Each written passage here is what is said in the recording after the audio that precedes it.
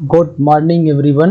जय हिंद मेरे प्यारे बच्चों हम लोग पिछली क्लास में sexual reproduction in flowering plant की पिछली क्लास में बहुत कुछ पढ़ चुका है। बहुत कुछ पढ़ने का मतलब कि male gamete and female gamete कैसे बन रहे थे उस प्रोसेस को हम लोग पढ़ लिए, और मेल गैमिट बनने के बाद फीमेल गैमिट पे कैसे पहुंचता है पॉलिनेशन के थ्रू, उसको हम लोग पढ़ लिए।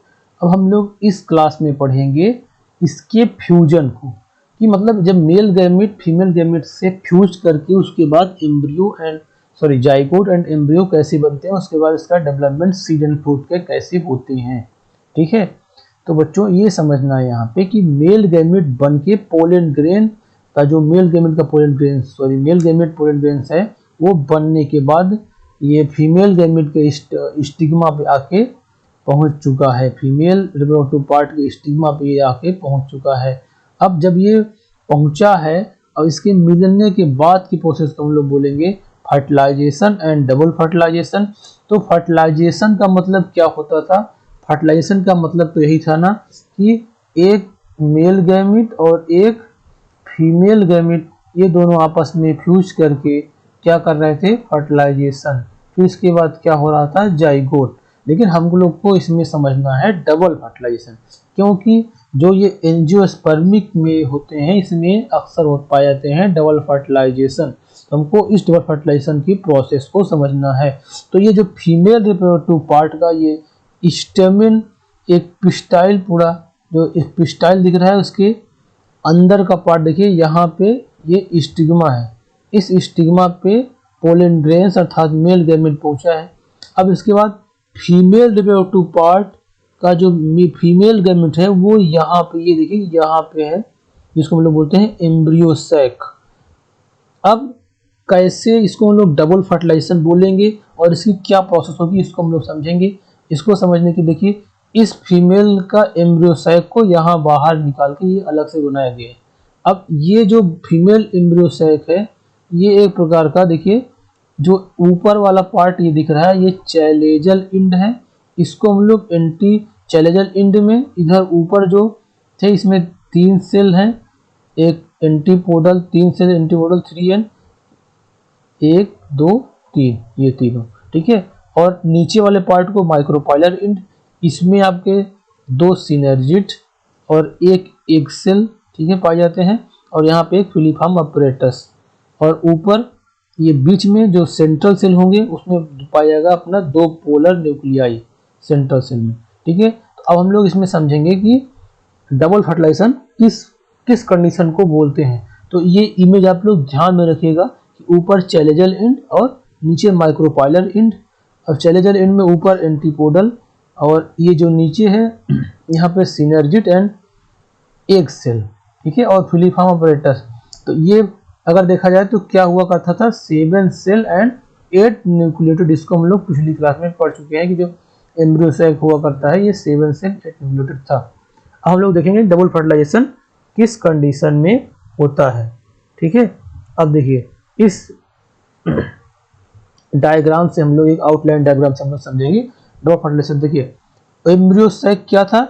एक एम्ब्रियो सैक जो यहाँ पे हम लोग देखे हैं, एम्ब्रियो सैक ये वाला, इसका ऊपरी ये चैलेजल इंड था, है ना, चैलेजल इंड, और नीचे वाला माइक्रोफाइलर इंड। ये आपका चैलेजल इंड हो गया। यहाँ पे चैलेजल इंड में यहाँ पे 3 क्या थी? Antipodal cell. ये देखिए 3 एंटीपोडल सेल। और अब ये देखिए जो 3 एंटीपोडल सेल होती हैं इनका कोई खास काम नहीं होता, ये न्यूट्रिशन प्रोवाइड करती हैं और ये बहुत ही कम समय में डिजेनरेट हो जाती हैं। और इस सबसे नीचे माइक्रोपाइलर इंड, इसमें क्या थे? देखिए इसमें 2 सिनर्जिट थे, एक इधर और एक बीच में एग सेल था। ये एग सेल और ये दोनों सिनर्जिट थे। तो ये देखिए एक सिनर्जिट 1 और एक सिनर्जिट 2। अब कैसे प्रोसेस होती है ये डबल फर्टिलाइजेशन की? फर्टिलाइजेशन मतलब क्या होगा? इसी एम्ब्रियो सैक से मेल गैमेट अर्थात पोलन ग्रेन्स आके मिलेगा तो डबल फर्टिलाइजेशन होगी। और इसके बीच में हुआ करता था एग सेल, ये जो एग सेल है। अब डबल फर्टिलाइजेशन की प्रोसेस क्या होगी? देखिए जब पोलन ग्रेन्स इसके स्टिग्मा पे पहुंचता है तो जर्मिनेट होके पोलन ट्यूब बनाने के बाद पोलन ग्रेन्स या तो टू सेल स्टेज का है। देखिए ये प्लूरल या तो एक सेल ये दो सेल स्टेज का है या तो थ्री सेल स्टेज का है। अब अगर ये pollen grain two cell stages का है तो यहाँ पे जर्मिनेट होने के बाद आगे थ्री बन जाएगा, थ्री सेल का। अगर ये थ्री का है तो थ्री का ही है तो ठीक ही है। अब देखिए इसका जर्मिनेशन होने के बाद पोलन ट्यूब जब आगे बढ़ती हैं इससे मिलने के लिए, तो ये जर्मिनेट होगा तो ये दो पोलन ग्रेन वो दो मेल गैमेट इसमें होंगे, जिसमें एक ये सेल थी, ये एक वेजिटेटिव सेल थी, और इस पोलन ग्रेन्स की ये जो दो न्यूक्लियस थे ये जनरेटिव सेल थे। अब जो आगे बढ़ेंगे तो इसमें दो मेल गैमेट को लेके आगे बढ़ रहे हैं, ठीक है, एक ये मेल गैमेट एक ये मेल गैमेट। तो देखिए अब एक मेल गैमेट इस सिनर्जिड के हेल्प से किससे मिलेंगे, ये दोनों सिनर्जिड जो होंगे वो हेल्प करेंगे इसको फ्यूज कराने में अर्थात फर्टिलाइजेशन कराने में। और ये किससे फ्यूज करेगा, एग सेल से। तो एग सेल से एक मेल गैमेट फ्यूज किया, जैसे फ्यूज करेगा फ्यूज करने के बाद जाइगोट बनेगा। अब ये जाइगोट बनने की प्रोसेस को हम लोग बोलते हैं सिनगैमी। क्या बोलते हैं इस प्रोसेस को, सिनगैमी। अब जो सिनर्जिड है ये सिनर्जिड दोनों डिजेनरेट हो जाएंगे, एक बिफोर फर्टिलाइजेशन और एक आफ्टर फर्टिलाइजेशन, ठीक है। अब जो यहाँ पे दो मेल गैमेट आए थे, एक मेल गैमेट तो इसकी एग सेल से फर्टिलाइजेशन हो गया और एक मेल गैमेट यहाँ पे जो सेंट्रल सेल हो गया, अर्थात ये सेंट्रल रीजन पे एक सेंट्रल सेल है, ये दो पोलर न्यूक्लियाई पहले ये आपस में फ्यूज कर जाएंगे। इसमें जो दो पोलर न्यूक्लियाई हैं ये वाले, ये पहले आपस में फ्यूज करेंगे, उसके बाद ये फ्यूज करने के बाद सेकेंडरी न्यूक्लियस बनाएगा। अब इस सेकेंडरी न्यूक्लियस से जो इसका एक मेल गैमेट और बचा हुआ था ये आगे बढ़ के इससे फ्यूज करेगा, तो अर्थात एक मेल गैमेट इससे फ्यूज किया। अब इस फ्यूजन के बाद सॉरी बनेगा आपका प्राइमरी इंडोस्पर्मिक न्यूक्लियस, और इस प्रोसेस को हम लोग बोलेंगे ट्रिपल फ्यूजन। तो अगर देखा जाए तो इसमें फर्टिलाइजेशन दो बार हुआ, एक बार कहाँ देखिए, एक मेल गैमेट जो आया हुआ था एक बार इस एग सेल से फ्यूज किया और एक बार इस सेंट्रल सेल दो पोलर न्यूक्लियाई की जो सेंट्रल सेल में दो पोलर न्यूक्लियाई थी इससे फ्यूज किया, अर्थात दो बार फ्यूज किया। तो इसीलिए हम लोग इसको बोलेंगे डबल फर्टिलाइजेशन। तो अगर डबल फर्टिलाइजेशन की बात करें तो डबल फर्टिलाइजेशन क्या होता है, fusion of syngamy and triple fusion. Syngamy क्या था, जो एक गैमेट था एक मेल गैमेट था वो उसके एक सेल से फ्यूज करने के बाद सिनगैमी हुआ, और जो सेंट्रल सेल जो बीच में थी दो पोलर न्यूक्लियाई ये इससे फ्यूज होने के बाद ये ट्रिपल फ्यूजन हुआ। तो ये 3n का होगा और ये 2n का होगा। तो डबल फर्टिलाइजेशन क्या होता है 5n का। इसको सर्वप्रथम S.J. नवास्टिन एंड गुगनार्ड ने 1898 में फर्टिलेरिया पे देखे थे। अब देखिए इसके बाद डबल फर्टिलाइजेशन होने के बाद की प्रोसेस क्या होगी, डबल फर्टिलाइजेशन होने के बाद की प्रोसेस होगी एम्ब्रियो का और एंडोस्पर्म के बनने की प्रोसेस, ठीक है। तो एक देखिए ये जो इमेज आपको एनसीईआरटी का आपको दिखा है ये फर्टिलाइज्ड एम्ब्रियो सैक है। देखिए ये एम्ब्रियो सैक एक प्रकार से फर्टिलाइज्ड हो चुका है। यहाँ पे देखिए सबसे ऊपर जो सिनर्जिड थी ये डिजेनरेट हो गई है, और जो ये एग सेल है ये एग सेल से एक गैमेट फ्यूज होके क्या बन गया है जाइगोट। और यहाँ पे जो सेंट्रल सेल थी वो सेंट्रल सेल से ये एक मतलब एक मेल गैमेट फ्यूज होके बन गया है सबसे पहले प्राइमरी इंडोस्पर्मिक न्यूक्लियस, ठीक है। अब ये प्राइमरी इंडोस्पर्मिक न्यूक्लियस से प्राइमरी इंडोस्पर्मिक सेल बन जाएगा। अब ध्यान देने की बात यह है कि जो ये जाइगोट बना है इस जाइगोट से आगे चल के एम्ब्रियो बनेगा, यही एम्ब्रियो फिर सीड बनेगा, और जो ये प्राइमरी इंडोस्पर्मिक न्यूक्लियस है अर्थात ये प्राइमरी इंडोस्पर्मिक न्यूक्लियस ये आगे चल के प्राइमरी इंडोस्पर्मिक सेल एंड उसके बाद ये बन जाएगा इंडोस्पर्म, ठीक है। तो हम लोग अब इसमें समझेंगे कि एम्ब्रियो कैसे बनता है और इंडोस्पर्म कैसे बनेगा। तो ये देखिए इस प्रोसेस को हम लोग जो बोलेंगे बाद में उसको बोलेंगे post fertilization. Structure and events, मतलब फर्टिलाइजेशन के बाद की प्रोसेस क्या होगी। तो जो एंडोस्पर्म होगा, एंडोस्पर्म का डेवलपमेंट कैसे होगा। देखिए यहाँ पे जो एंडोस्पर्म बन रहा था, यहाँ पे जो सेंट्रल सेल थी, पहले ये आपस में फ्यूज होके एक सेकेंडरी सेल बनी थी, और फिर एक जो मेल गैमेट इससे आके इससे फ्यूज हुआ था। तो ट्रिपल फ्यूजन के थ्रू इससे हुआ था डेवलपमेंट जो होगा एंडोस्पर्म का।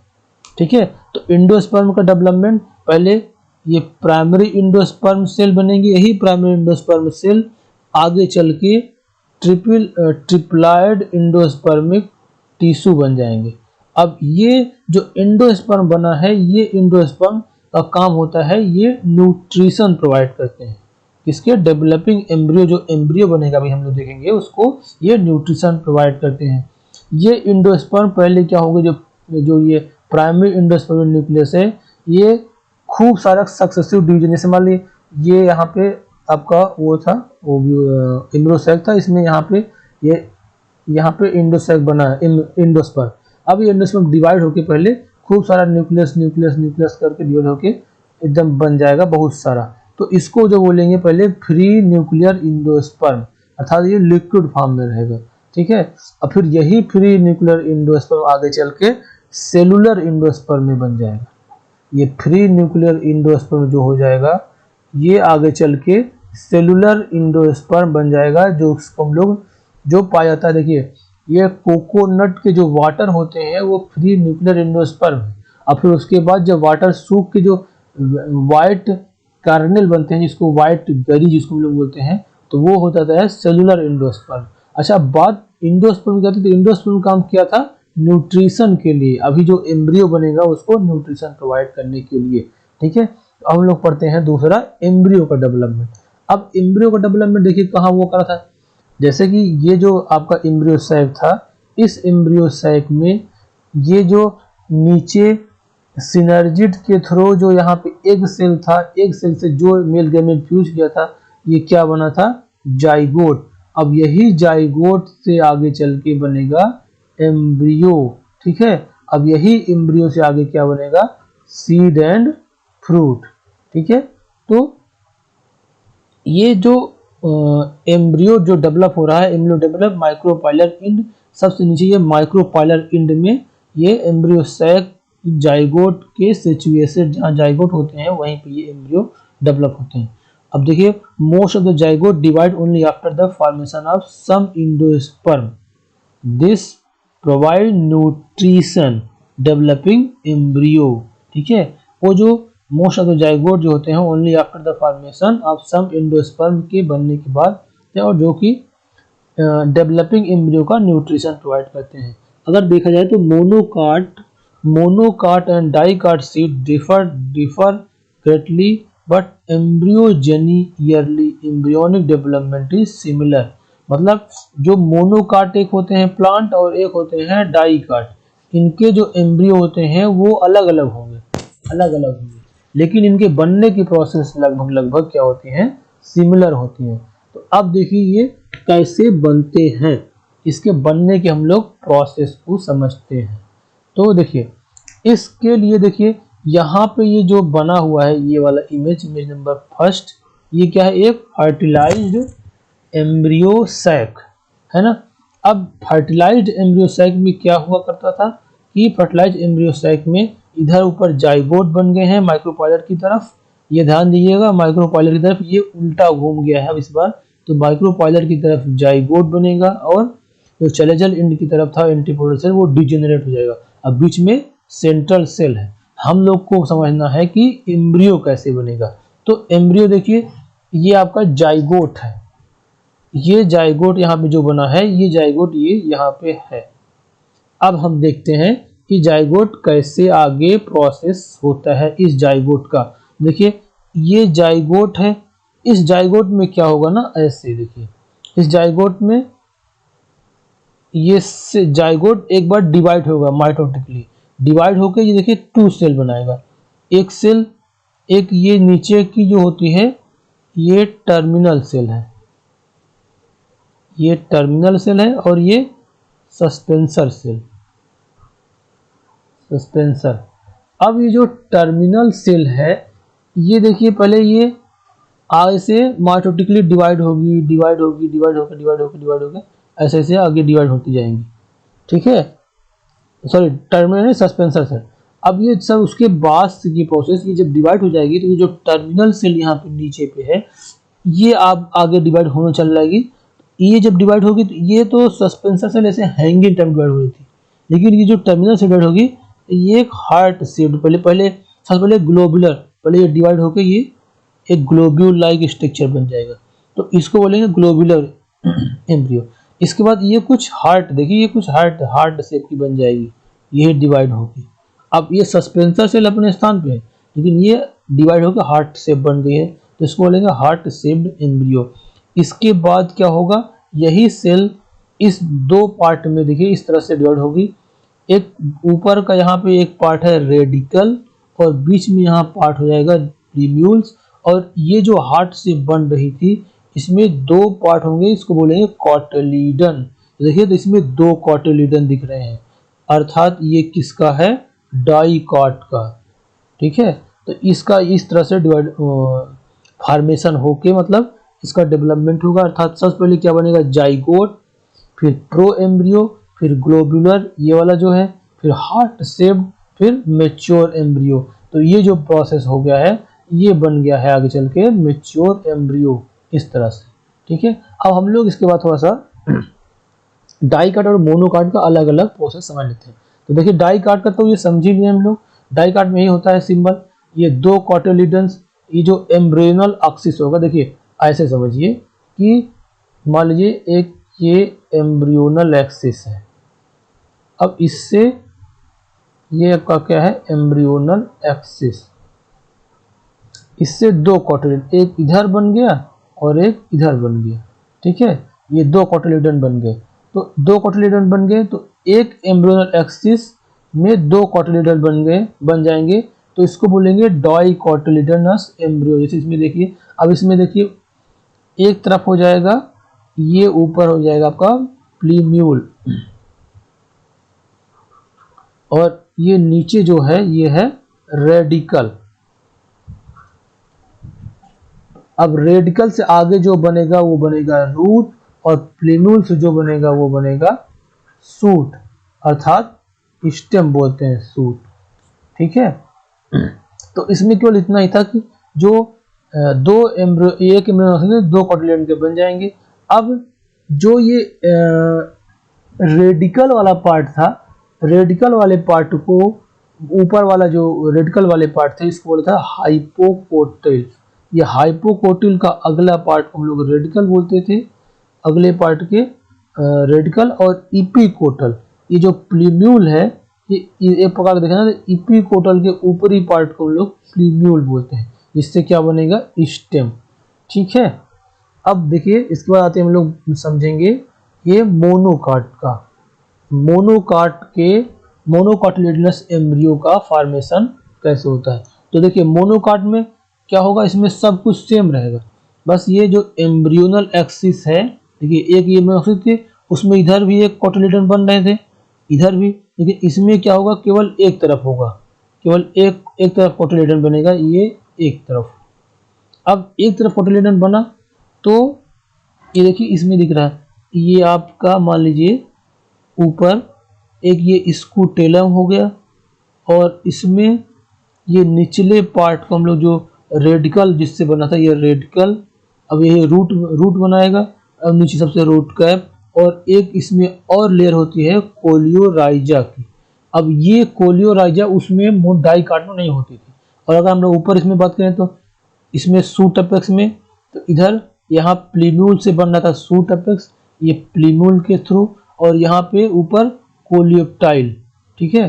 अब यहाँ पे कोलियोराइजा था, इसके थ्रू रेडिकल, और इसमें ऊपर सूट अपेक्स जो कि प्लीम्यूल के थ्रू, और इसमें जो होंगे ये, इसमें केवल और केवल एक कॉटिलीडन्स होंगे, इसलिए इसको बोला गया हम लोग, ये पाया जाता है मोनोकाट में। बस में आई। अब देखिए ये प्रोसेस हो गया डाइकाट एम्ब्रियो का, और मोनोकाट एम्ब्रियो कैसे बनने की प्रोसीजर। अब उसको हम लोग बोलते हैं कि ओवरी से सॉरी ओव्यूल यहाँ होना चाहिए। ओव्यूल से सीड कैसे बनते हैं, ठीक है, ओव्यूल से क्या बनते हैं, सीड, और ओवरी से क्या बनते हैं, फ्रूट। देखिए ओव्यूल कहाँ था, जैसे देखिए ये आपका फीमेल रिप्रोडक्टिव पार्ट का फर्टिलाइजेशन के बाद यहाँ पे एम्ब्रियो सैक था, इसी को तो ओव्यूल बोले थे। अब ये ओव्यूल ओवरी के नीचे है, ये यहाँ पे इसका ओवरी था, ठीक है। अब ये ओवरी, ये वाला पार्ट जो था ये ओवरी है, और ये इसके और अंदर का पार्ट ये क्या है, ओव्यूल है। अब इसके अंदर क्या है आपका एम्ब्रियो सैक। तो ये जानना हमको है कि ओव्यूल से सीड, कहने का मतलब ये कि जो सीड बनती हैं वो सीड ओव्यूल मैच्योर होके, ओव्यूल जो मैच्योर होके ये क्या बन जाएंगी, सीड, ठीक है।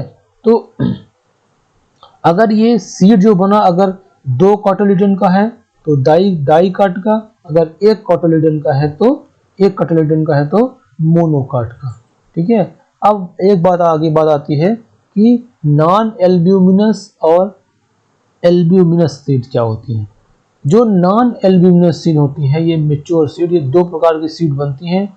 एक होती है नॉन एल्ब्यूमिनस सीड, इसको हम लोग एक्स एल्ब्यूमिनस सीड बोलते हैं। नॉन एल्ब्यूमिनस सीड मतलब ये कि एम्ब्रियो के जो सीड का फॉर्मेशन हुआ है, अगर डाइकोटिलिडन है, डाइकोटिलिडन्स है, अर्थात यदि ये एम्ब्रियोनल एक्सिस एक इधर और एक इधर, अर्थात इसमें कॉटिलिडन बन गए, अर्थात इसको इंडोस्पर्म जो थे वो पूरी तरह से डिजेनरेट होकर कॉटिलिडन में बन गए।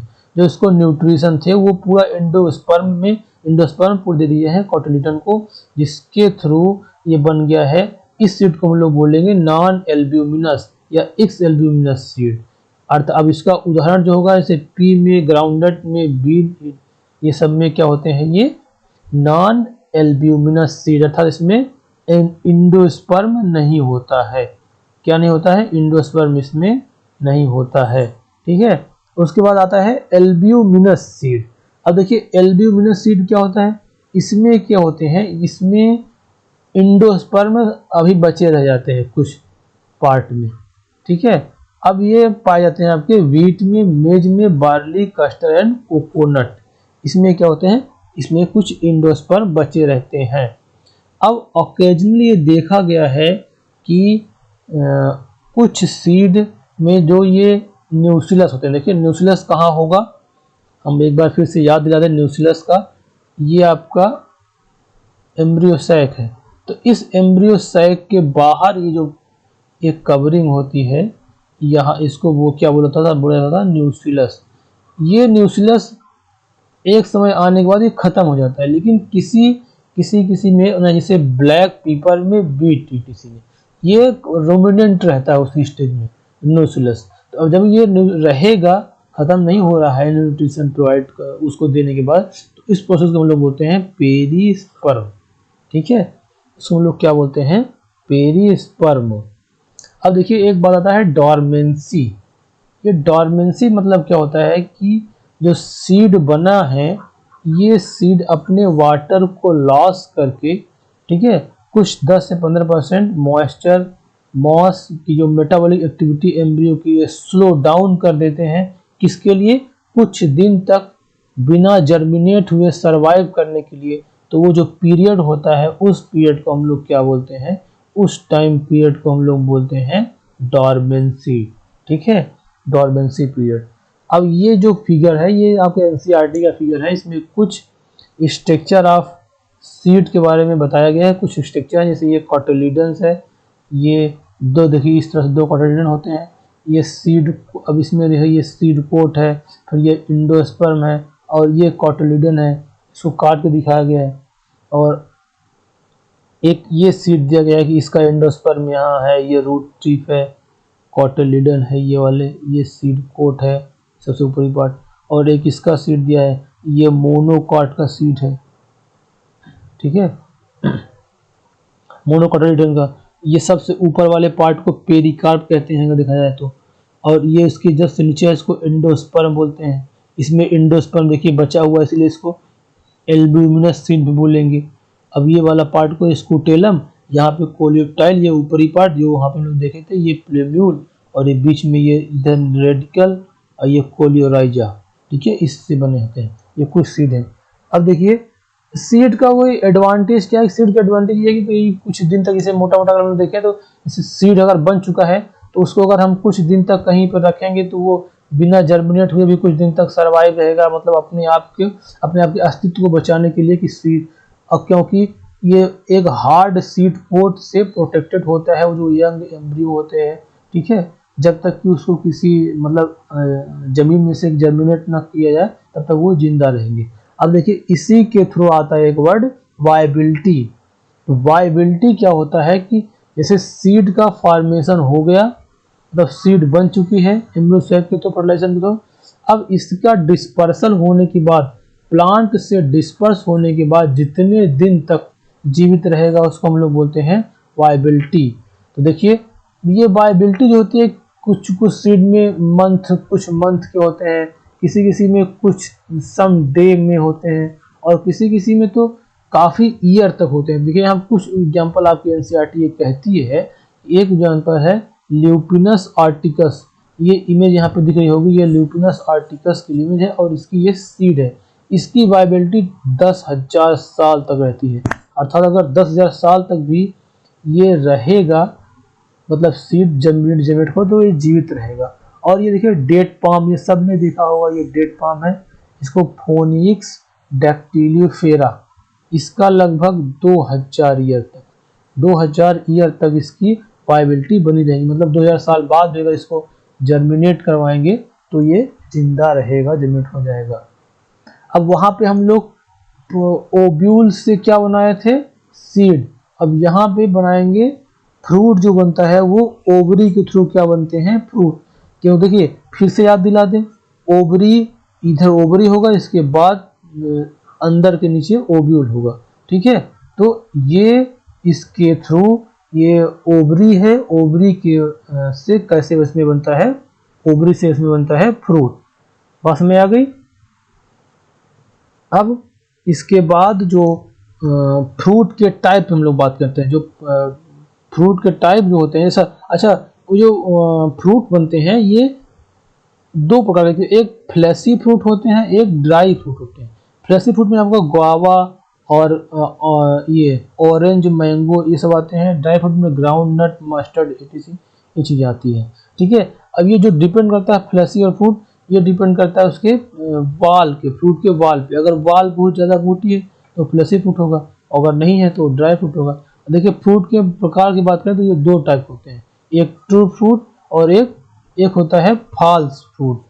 जो ट्रू फ्रूट होता है वो मोस्टली डेवलप होता है ओनली और ओनली केवल ओवरी से, तो उससे हम लोग बोलते हैं ट्रू फ्रूट। ये मोस्ट कॉमन है, अधिकतर ट्रू फ्रूट ही पाए जाते हैं। और कभी कभी क्या होते हैं फॉल्स फ्रूट।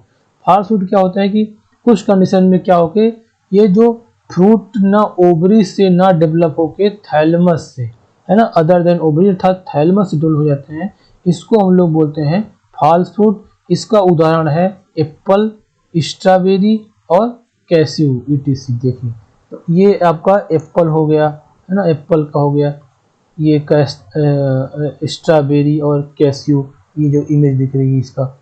अब बात आती है पार्थिनोकार्पिक फ्रूट। तो देखिए ये पार्थिनोकार्पिक फ्रूट क्या होता है, पार्थिनोकार्पिक फ्रूट जो होते हैं ये क्या होते हैं, विदाउट फर्टिलाइजेशन के।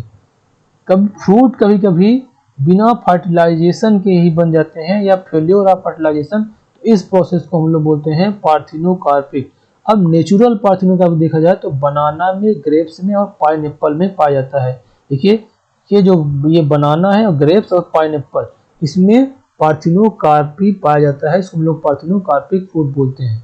और अब ये जो इसमें तो नेचुरल पार्थिनोकार्पिक पाया जाता है, कभी कभी क्या होता है लोग खुद यूज करते हैं पार्थिनोकार्पिक, किस लिए, अपने एडवांटेज के लिए। तो अगर देखा जाए तो अगर हम लोग पोमग्रेनेट की बात करें और कोकोनट की बात करें तो इसमें पार्थिनोकार्पिक का कोई मतलब नहीं रहेगा, क्योंकि इसकी जो एडिबल पार्ट होते हैं वो सीड होते हैं। तो जब सीड को डेवलप कर देंगे, मतलब बिना फर्टिलाइजेशन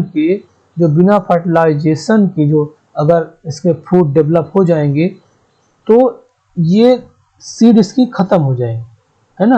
ये सीड मतलब जब ये खत्म तो इट विल पार्ट ही खत्म, तो इसका मतलब पार्थिनोकार्पी का मतलब इसमें नहीं होगा, ठीक है। एक बात आती है एपोमैक्सिस एंड पॉली एम्ब्रियोनी।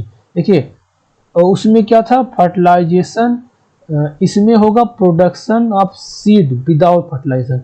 उसमें क्या हो रहा था, देखिए इसमें जो पार्थिनोकार्पिक था इसमें विदाउट फर्टिलाइजेशन फ्रूट का डेवलपमेंट हो रहा था, और इसमें विदाउट फर्टिलाइजेशन के बाद सीड का डेवलपमेंट होगा। तो इस प्रोसेस को हम लोग बोलते हैं एपोमैक्सिस। ये पाया जाता है कुछ स्पीसीज जैसे कि एस्ट्रेसी और ग्रासेस फैमिली में ये पाया जाता है। अब एक होता है पॉली एम्ब्रियोनी। देखिए ये एपोमैक्सिस का ही एक पार्ट है पॉली एम्ब्रियोनी। इसमें क्या होता है कि ये कभी कभी ये जो बाहर आपके ओवरी के ये न्यूक्लियस होते हैं, ये न्यूक्लियस भी इसके अंदर जो एम्ब्रियोसाइक होते हैं, ये न्यूक्लियस अंदर ऐसे एक प्रकार के ना अंदर ये ऐसे फोर्स लगा लगा के इसके अंदर बना देते हैं बिना फर्टिलाइजेशन के सीड, और ये कई पार्ट में बना देते हैं, बहुत सारे बन जाते हैं इसके अंदर। जैसे ये रहेगा, अब इसके अंदर प्रेस करके बहुत सारे सीड बन जाएंगे बिना फर्टिलाइजेशन के। अगर बहुत सारे बन गए तो उसको हम लोग बोलते हैं पॉली एम्ब्रियोनी। ये पाया जाता है आपका सिट्रस में, मैंगो की कुछ वेराइटियों में पाया जाता है, ठीक है। तो इसको हम लोग बोलेंगे पॉली एम्ब्रियोनी। अब एक टॉपिक है importance of apomixis in hybrid seed industry.